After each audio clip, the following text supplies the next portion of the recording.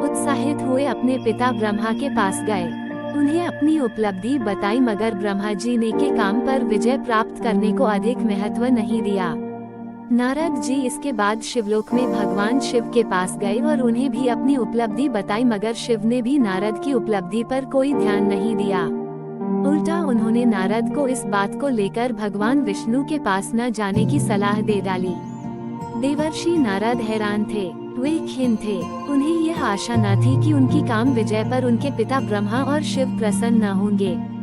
वे शिव को सीधा साधा भोला भाला मानते थे। सभी का कहना था कि शिव का किसी से कोई बैर नहीं है, पर ऐसा था नहीं। नारद को विश्वास हो गया था कि उनकी काम विजय ने शिव में ईर्ष्या का संचार कर दिया। वे सोचने लगे, शिव कहाँ जीत पाए थे काम को। काम पर विजय प्राप्त करने की जगह वे तो क्रोध नामक विकार की पकड़ में आ गए थे। तभी तो गुस्से में आकर उन्होंने कामदेव को भस्म कर दिया था। क्या यही है योगी का लक्षण?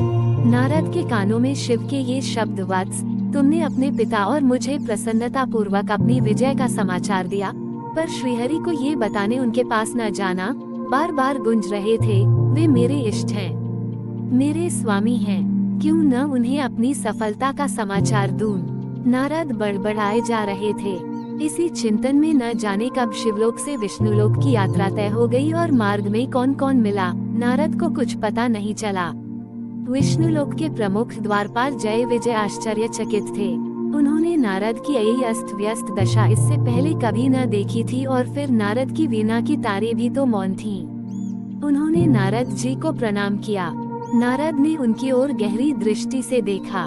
वे जानना चाहते थे कि उनकी विजय का समाचार विष्णुलोक में उनसे पहले ही तो नहीं पहुंच गया। लेकिन ऐसे कोई लक्षण न देख नारद ने अभिवादन के जवाब में सिर्फ अपना सिर हिला दिया।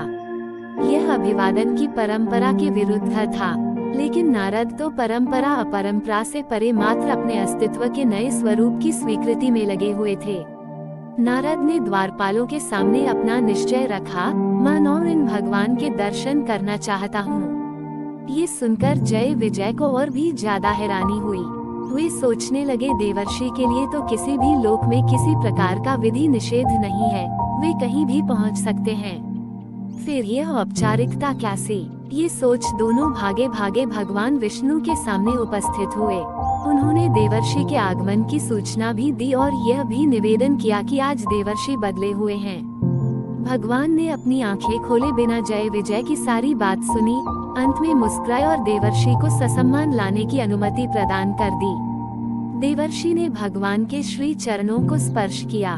भगवान ने बिना कोई आशीर्वाद दिए पूछा, कैसे हो नारद? आज देवर्षि विषाद और खिन्न कैसे दिख रहे हैं? नारद की आंखों से अश्रुधारा बह चली। बोले, अब तो सर्वज्ञ है प्रभु, पर मुझ अज्ञानी को आज पहली बार ज्ञात हुआ कि किसी की सफलता पर कोई प्रसन्न नहीं होता, यहाँ तक कि पिता भी नहीं और देवों में भी कोई नहीं, भले ही वे चाहे शिव ही क्यों न हो। वे भी ईर्ष्या से मुक्त नहीं हैं। आप ही बताएं, उन्होंने ऐसा क्यों कहा कि मैं अपनी विजय गाथा आपको न बताऊं? श्रीहरि ने प्रश्न किया, विजय गाथा? कैसी विजय गाथा नारद जी? नारद बोले, हाँ भगवन, विजय गाथा, जिस पर आज तक कोई विजय प्राप्त नहीं कर पाया, मैंने उस कामदेव को परास्त कर दिया। उसने हारने के बाद मेरे पैरों में गिरकर मुझसे, आपके दास से क्षमा मांगी। लेकिन नारद, तुम तो ब्रह्मचारी हो, तुमने विवाह नहीं किया, तो क्या काम पर तुमने पहले विजय नहीं पाई थी? श्रीहरि ने मुस्कुराते हुए जब ये प्रश्न पूछा, तो महालक्ष्मी भी बिना मुस्कुराए न रह सकी। श्रीहरि के इन वाक्यों में किसी प्रकार का व्यंग्य नहीं था। वे नारद को भीतर से कुरेद कर कुछ बाहर निकालना चाहते थे। नारद के पास श्रीहरि के इस प्रश्न का कोई उत्तर न था। श्रीहरि बोले, देवर्षि, तुम तो सहज रूप से काम से परे हो, उस पर विजय की बात सोच स्वयं को अपने स्वरूप से नीचे क्यों गिराते हो?